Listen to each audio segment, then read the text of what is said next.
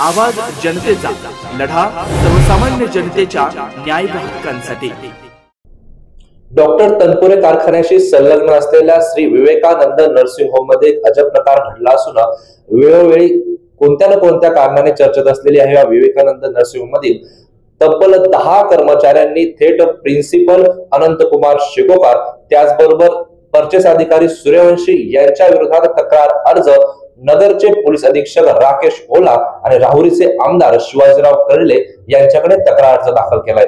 या तक्रार अर्जात त्यांनी म्हटलं आहे की येथील प्रिन्सिपल अनंतकुमार शेकोकार त्याचबरोबर परचेस अधिकारी सूर्यवंशी वेळोवेळी आम्हाला मानसिक त्रास देतात, त्याचबरोबर खोट्या गुन्ह्यात अडकवण्याची धमकी देतात असा प्रकार या महाविद्यालयात घडला असून यांनी थेट लेखी अर्ज एसपी राकेश ओला त्याचबरोबर राहुरीचे आमदार शिवाजीराव कर्डिले यांच्याकडे केलाय।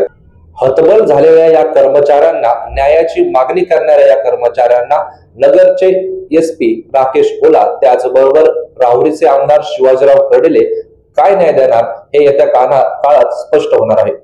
नवनवीन घडामोडी आणि सत्य बातमी पाहण्यासाठी आजच आमच्या YouTube चॅनलला सबस्क्राइब करा, शेअर करा आणि लाईक नक्की करा।